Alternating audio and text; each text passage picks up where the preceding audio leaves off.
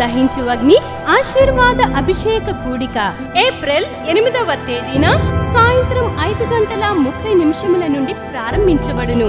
ముఖ్య ప్రసంగికులు doctor Thomas గారు, దహించు అగ్ని మినిస్ట్రీస్, రాజమహేంద్రవరం. స్థలం సుబ్బలక్ష్మి కళ్యాణ మండపం, రైల్వే న్యూ కాలనీ, విశాఖపట్నం. మరిన్ని వివరాలకు 9032227676 మరియు 9032228686.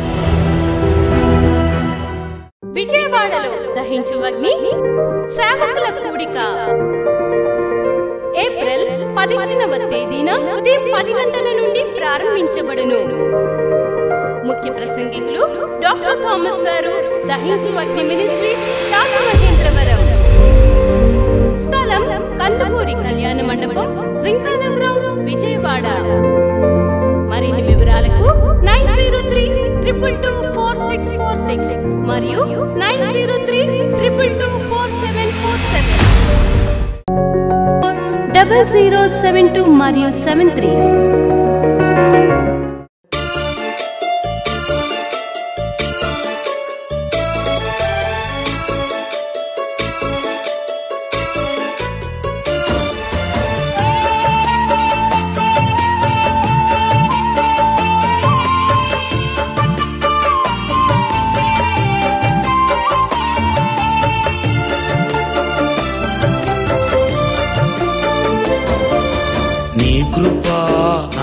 చాలు యేసయ్యా,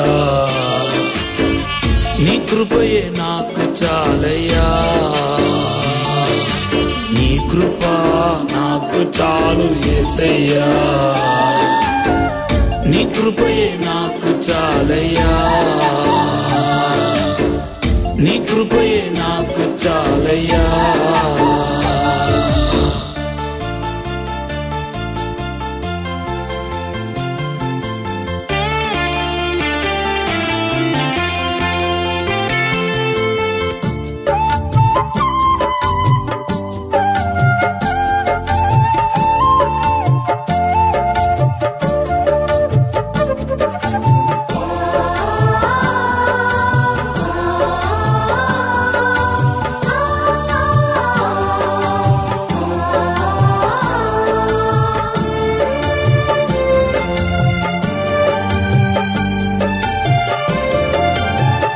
పర్వతాలు తొలగిన, మెట్టలు తత్తరలిన, మారనిది నీ కృప.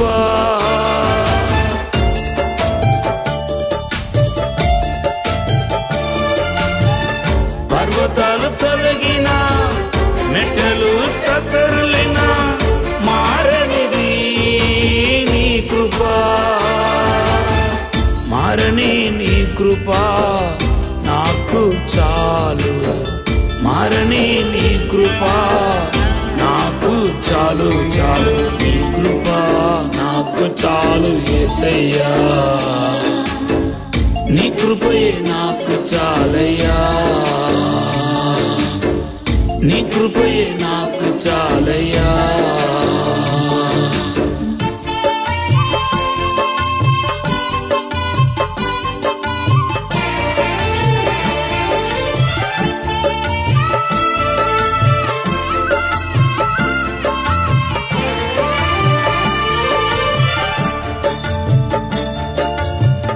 శాశ్వతమైనది జయమిచ్చు నీ కృప, శత్రువును జయించును.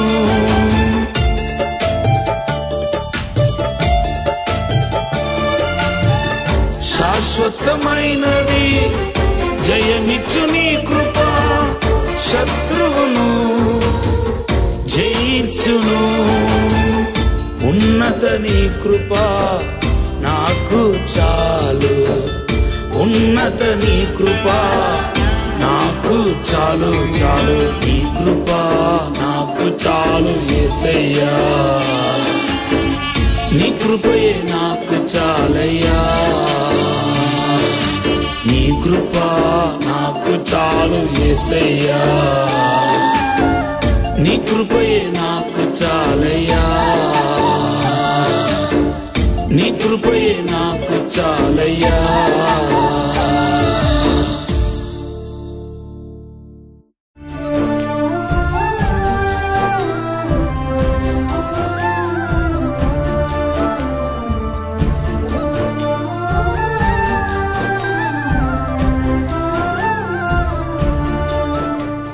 కొన్ని సంవత్సరాల క్రితం పెద్ద యాక్సిడెంట్ అయింది నాకు.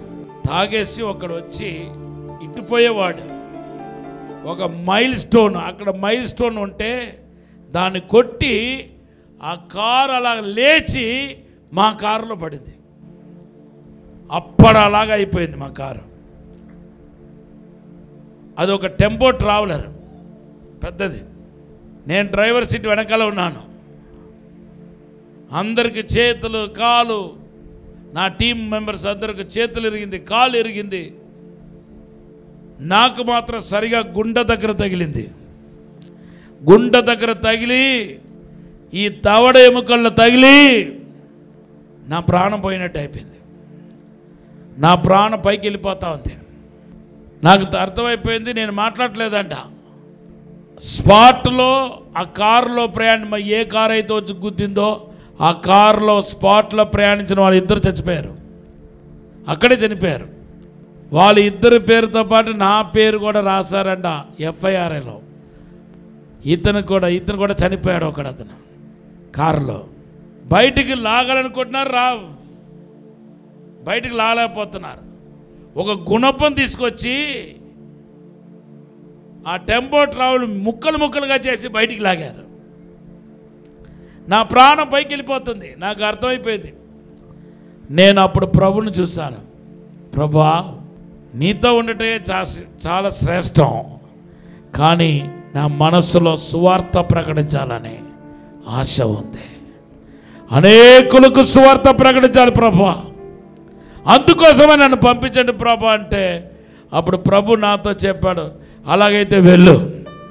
నా నా శరీరానికి రాగానే పెద్ద కేకలు పెట్టి యేసయ్యా అని కేకలు పెట్టానంట. అప్పుడు నాకు స్పృహ వచ్చింది. కళ్ళు తెరిచి చూస్తే యాక్సిడెంట్. నన్ను లాగటానికి ప్రయత్నం చేస్తున్నారు. మొత్తానికి లాగి అక్కడ ఒక తుప్ప ఉంటే ఆ తుప్పల్లో పడుకోబెట్టారు. నాకు మోకాళ్ళ దెబ్బ తగిలింది. ఈ దవడ ఎముక ఇరిగిపోయింది. మాటలు రావట్లేదు. వాపు వచ్చేసింది. మోకాళ్ళ వాపు, నడుముల నొప్పి, 108 వచ్చేసింది. ఈ దెబ్బలు తగిలిన వాళ్ళు వీళ్ళందరినీ 108 ఇస్తే నాకు అక్కడ కూడా వెళ్ళటానికి ఇష్టం లేదు హాస్పిటల్కు. నన్ను ప్రభువే బాగు చేస్తాడు, నాకు దేవుడే స్వస్థత ఇస్తాడు చెప్పి హల్లెలూయా ఆ తుప్పల్లో ఇంకొక అబ్బాయిని కూర్చోపెట్టేసి నేను అంత మందిలో చాలామంది వచ్చారు. ఆ గుంపులో చప్పుడు చేయకుండా ఇంకొక కారు రప్పించి వెళ్ళిపోయాను నేను రాజమండ్రి. హల్లెలూయా, రాజమండ్రికి వెళ్ళిపోయాను. రాజమండ్రికి వెళ్తే మా ఇంట్లో గోల, హాస్పిటల్కి రావాలి, మగం వాసిపోయిందని. డాక్టర్ దగ్గరికి వెళ్తే డాక్టర్ ఎక్స్రే తీసి అన్నాడు, అయ్యా మీకు ఈ దవడ ఎముకలు ఇరిగిపోయింది, మీరు మాట్లాడకూడదు, ఈ బ్లడ్ టెస్ట్ అన్ని చేసి ఆపరేషన్ చేయాలి, 10-20 రోజులు మీరు హాస్పిటల్ అడ్మిట్ అయిపోవాలన్నారు. నేను అన్నాను, డాక్టర్ గారు ఈరోజు మీటింగ్ ఉంది ఇంకొక ఊరిలో, ఏంటంటే మీకు ఏమైనా భక్తి ఉండాలి కానీ ఇంత భక్తి ఉండకూడదు, దవడ ఎముకలు ఇరిగిపోయి చూడండి అంటే నేను అన్నాను, నేను మీటింగ్స్కి వెళ్ళి తీరుతానని చెప్పి మీటింగ్స్కి వెళ్ళిపోయాను. ఈస్ట్ గోదావరి రాజోలు అనే ప్రాంతంలో మీటింగ్ జరుగుతుంది. మీటింగ్కి వెళ్ళిపోయాను. కాళ్ళ దెబ్బ. నెక్స్ట్ డే ఆదివారం యాక్సిడెంట్ అయింది, సోమవారం వెళ్ళిపోయాను. డాక్టర్ మాట్లాడకూడదు అన్నాడు. మైకి పట్టుకొని మామూలుగా మాట్లాడేశాను. నొప్పి వస్తుంది బాగా, కాళ్ళు బాగా నొప్పి వస్తుంది. స్వస్థ ప్రార్థన చేస్తున్నప్పుడు యేసు వైపు చూశాను. ఒక మూగ అతన్ని దేవుడు ముట్టినట్టుగా నాకు దర్శనంలో కనపడుతుంది. అప్పుడు నేను అన్నాను కదా, ప్రభా మీరు మూగ వ్యక్తిని ముట్టినప్పుడు నన్ను ఎందుకు ముట్టకూడదు అంటే ప్రభు వచ్చి నన్ను ముట్టాడు. కొట్టండి గట్టిగా చెప్పండి హల్లెలూయా. మొత్తం వాపంతా దిగిపోయింది. ఒకరోజు గ్యాప్ ఇచ్చి బుధవారం వెళ్ళాను హాస్పిటల్కు. మరలా అదే హాస్పిటల్కి వెళ్ళాను. నన్ను గుర్తుపట్టలేదు, ఆ నర్సు గుర్తుపట్టలేదు, ఆ డాక్టర్ కూడా గుర్తుపట్టలేదు. మీకేంటంటే ఇక్కడ యాక్సిడెంట్ అయిందన్నాను. అప్పుడు ఆ డాక్టర్ అంటున్నాడు, మీలాంటి వాడు ఒకడు వచ్చాడు, సోమవారం వచ్చాడు, ఆడు క్రిస్టియన్ అంట, భక్తుడంట, ప్రభు బిడ్డ అంట, పాస్టర్ అంట. అటువంటి మూర్ఖులను ఎక్కడా చూడలేదు. ఇక్కడ దెబ్బ తగిలి సర్జరీ చేయాలంటే నేను వాక్యం చెప్పడానికి పోతున్నానని పోయాడు, బోధ చేయడానికి పోయాడు. ఇటువంటి మూర్ఖులు ఎక్కడైనా మీరు చూసారా అన్నాను. ఆ మూర్ఖుడు నేనండి అన్నాను. గట్టిగా చెప్పండి. ఎక్స్రే తీద్దామని ఎక్స్రే తీస్తే ఈ కట్ అయిపోయిన ఎముకలు అత్తుకుని పోయింది. ఏమైంది? యేసు తట్టు నేను చూచానండి. కరుణాపీఠ వైపే ఉండాలి. ఆ కరుణాపీఠ వైపు చూచాను కాబట్టి నన్ను కరుణించాడు ప్రభు, అద్భుతం చేస్తాడు ప్రభు, విడుదల చేస్తాడు ప్రభు. కొట్టడి గట్టిగా చెప్పండి దినపరచడాలయ. మీరు కరుణాపీఠ వైపే మీ కళ్ళు ఉంటే అసాధ్యమైన కార్యం జరుగుతాయి. గట్టిగా కళ్ళు చెప్పండి. నెంబర్ 2 కీర్తన 34:5 చదవండి, ముగించేస్తాను. 34:5. వారు ఆయన తట్టు చూడగా వారికి వెలుగు కలిగింది. కోటండి గట్టిగా చెప్పండి. ఎవరు కళ్ళు యేసు మీదే ఉంటుందో వారు వెలిగించబడతారు. కోటండి గట్టిగా చెప్పండి. నువ్వు ఎప్పుడు వెలిగించబడతావో అప్పుడు నువ్వు సిగ్గు అవమానం కూడా తొలగించబడతాయి. అదే కింద వాక్యంలో రాయబడింది, ఒకసారి చదువు. వారి ముఖము లెన్నడును లజ్జింపకపోవును.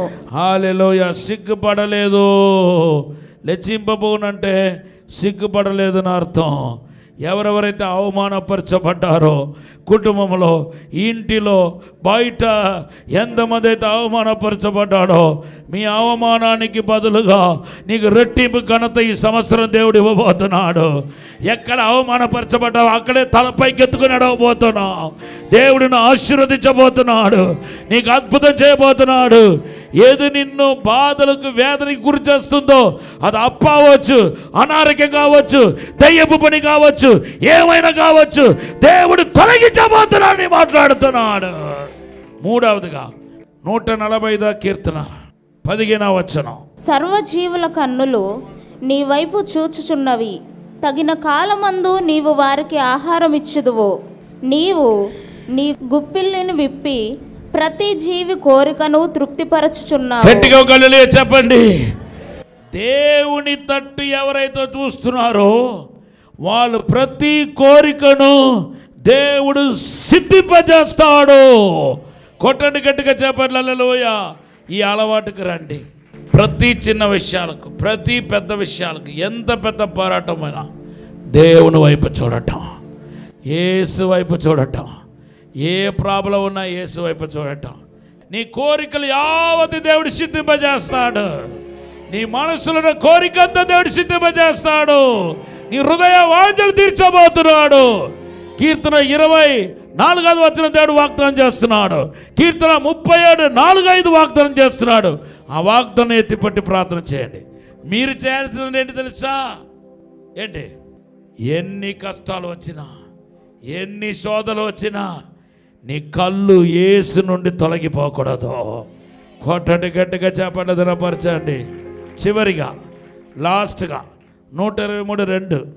దాసుల కన్నులు తన యజమానుని చేతి తట్టును దాసి కన్నులు తన యజమానురాలు చెట్టు చూచినట్టు మన దేవుడైన యెహోవా మనలను కరుణించు వరకు మన కన్నులు ఆయన తట్టు చూచు. హల్లెలూయా.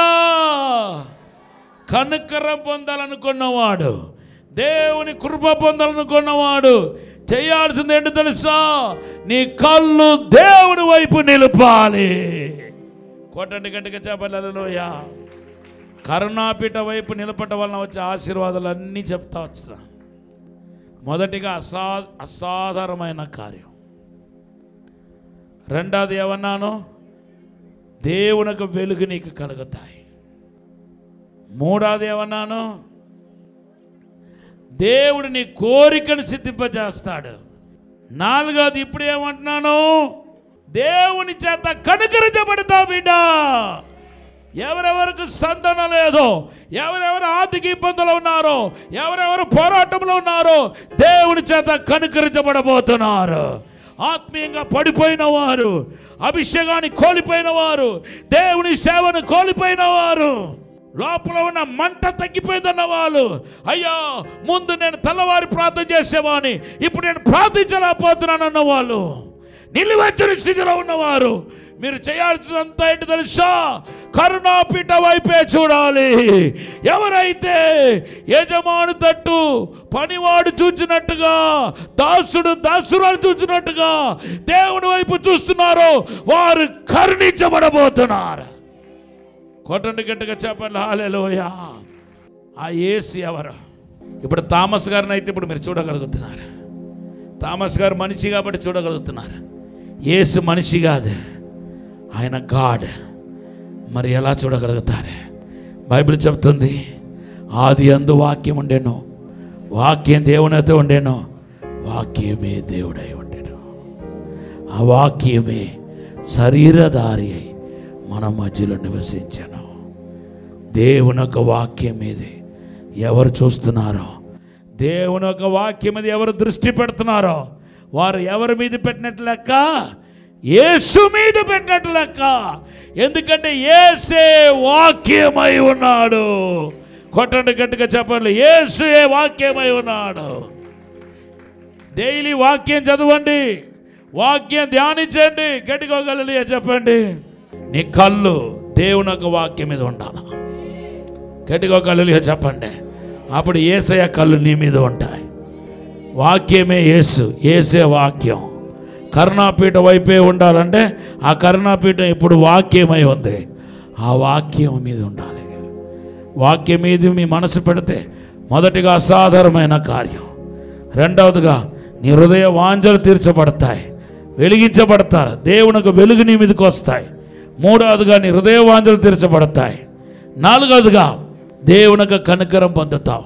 ఎంతమంది ఈరోజు దీవించబడాలని కోరుకుంటున్నారు? Thank you Lord. మీ కళ్ళును దేవుని వైపు నిలపండి. హల్లెలూయా. ఒక్క మాట పరిశుద్ధాత్మ దేవుడు చూపిస్తున్నాడు.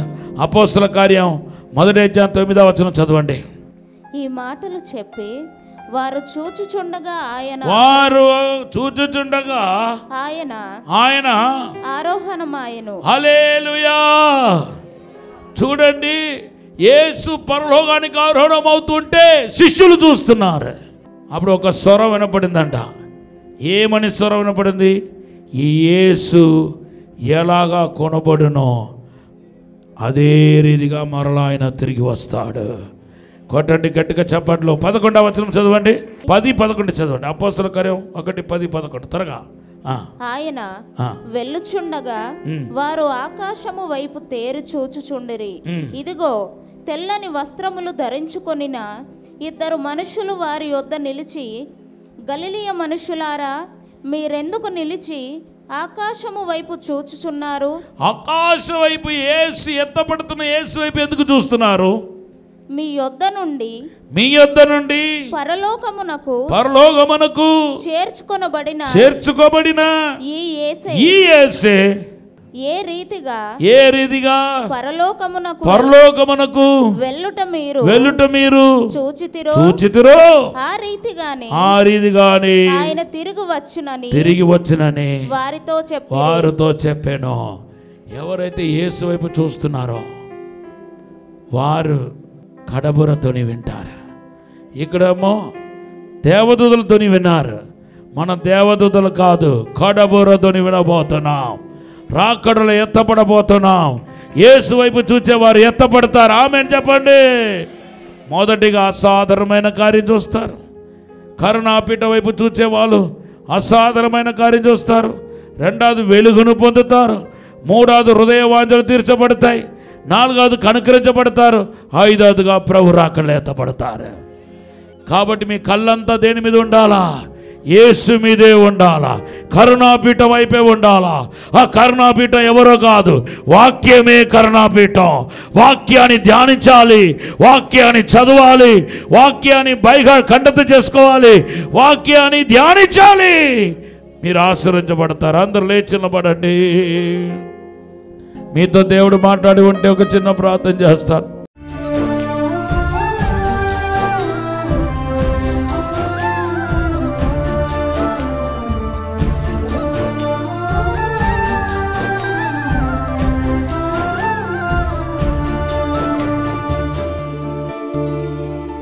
పరిశుద్ధము నమ్మకమైన పరలోక తండ్రి, నీకు వందనాలు ప్రభువా, స్తోత్రాలు తండ్రి.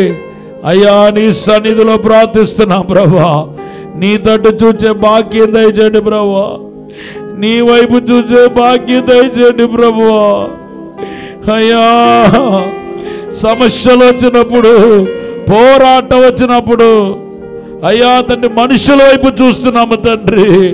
మా కళ్ళు ఆటోమేటిక్గా మనుషుల వైపు వెళ్ళిపోతున్నాయి, డబ్బు వైపు వెళ్ళిపోతున్నాయి. వద్దయ్యా, కష్టమైనా నష్టమైనా నీ వైపు చూడాలయ్యా, నీ పాదాలను గట్టిగా పట్టుకోవాలయ్యా, నిన్ను ఆశ్రయించాలయ్యా. ఇప్పుడు అభిషేకం దయచేయండి, కృప దయచేయండి. మనుషుల పైన ఆధారపడ్డ శాపమని ఈరోజు మీరు మాట్లాడి ఉన్నారయ్యా. మనుషుల పైన ఆధారపడకుండా నీ పైన ఆధారపడే కృప దయచేయండి. కరుణాపీఠ వైపే మా మనస్సు నిలుపబడిన గాక, కరుణాపీఠ వైపే చూదురు గాక. అయ్యా, మేము దానికి ప్రాక్టీస్ చేయడానికి సహాయం చేయండి, అవలంబించడానికి సహాయం చేయండి. కరుణాపీఠ వైపే కష్టాలు వచ్చినా, నష్టాలు వచ్చినా, శోధన వచ్చినా, ఏ బాధ వచ్చినా, చిన్న బాధలు వచ్చినా, పెద్ద బాధలు వచ్చినా నీ వైపే చూసే భాగ్యం దయచేయండి. మనుషుల వైపు చూడకూడదు అయ్యా, పరిస్థితుల వైపు చూడకూడదు ప్రభు. మీరే సహాయం చేయండి అయ్యా. నీ పాదాలు పట్టుకోవడానికి నేర్పించండి అయ్యా, నీ వైపు చూచుటకు నేర్పించండి అయ్యా. ఇప్పుడు ఆశీర్వదించమని, దీవించమని యేసు నామములో అడిగి వేడుకుంటున్నాము తండ్రి, ఆమేన్. విశాఖపట్నంలో దహించు అగ్ని ఆశీర్వాద అభిషేక కూడిక ఏప్రిల్ 8వ తేదీన సాయంత్రం 5:30 నుండి ప్రారంభించబడును. ముఖ్య ప్రసంగికులు డాక్టర్ థామస్ గారు, దహించు అగ్ని మినిస్ట్రీస్ రాజమహేంద్రవరం. స్థలం సుబ్బలక్ష్మి కళ్యాణ మండపం, రైల్వే న్యూ కాలనీ, విశాఖపట్నం. మరిన్ని వివరాలకు 9032227676 మరియు 9032228686. విజయవాడలో దహించు అగ్ని సేవకుల కూడిక ఏప్రిల్ 15వ తేదీన ఉదయం 10 గంటల నుండి ప్రారంభించబడును. ముఖ్య ప్రసంగికులు డాక్టర్ థామస్ గారు, దహించు అగ్ని మినిస్ట్రీస్ రాజమహేంద్రవరం. స్థలం కందుకూరి కళ్యాణ మండపం, జింకానా గ్రౌండ్స్, విజయవాడ. మరిన్ని వివరాలకు 9032224646 మరియు 9032224747, 94940072 మరియు 73. విశాఖపట్నంలో దహించు అగ్ని ఆశీర్వాద అభిషేక కూడిక ఏప్రిల్ 8వ తేదీన సాయంత్రం 5:30 నుండి ప్రారంభించబడును. ముఖ్య ప్రసంగికులు డాక్టర్ థామస్ గారు, దహించు అగ్ని మినిస్ట్రీస్ రాజమహేంద్రవరం. స్థలం సుబ్బలక్ష్మి కళ్యాణ మండపం, రైల్వే న్యూ కాలనీ, విశాఖపట్నం. మరిన్ని వివరాలకు 9032227676 మరియు 9032228686. ఇది కుటుంబ ఆశీర్వాద కూడిక. ఇక్కడ మేము మా కుటుంబాలను కట్టుకున్నాం, మరి మీరు? అయితే ప్రతి శుక్రవారం రాజమహేంద్రవరంలో జరిగే ఈ కుటుంబ ఆశీర్వాద కూడికలో పాల్గొనండి. ఈ కూడిక జరుగు స్థలం దహించు అగ్ని ఆడిటోరియం, నటరాజ్ థియేటర్, రాజమహేంద్రవరం. సికింద్రాబాద్ లో దహించు అగ్ని అద్భుత అసాధారణ కూడిక ప్రతి శనివారం సాయంత్రం 5 గంటల నుండి ప్రారంభించబడును. స్థలం SPG church ground, alpha hotel వెనుక, సికింద్రాబాద్. మరిన్ని వివరాలకు 9494940074 మరియు 75. రాజమహేంద్రవరంలో దహించు అగ్ని అభిషేక ఆదివారపు ఆరాధన ఇప్పుడు ప్రతి ఆదివారం ఉదయం 9:30 నుండి ప్రారంభించబడును. తప్పక పాలు పొందండి, దైవిక ఆశీర్వాదం పొందండి. స్థలం దహించు అగ్ని ఆడిటోరియం, నటరాజ్ థియేటర్, రాజమహేంద్రవరం. మీ ప్రార్థన అవసరతలకు 94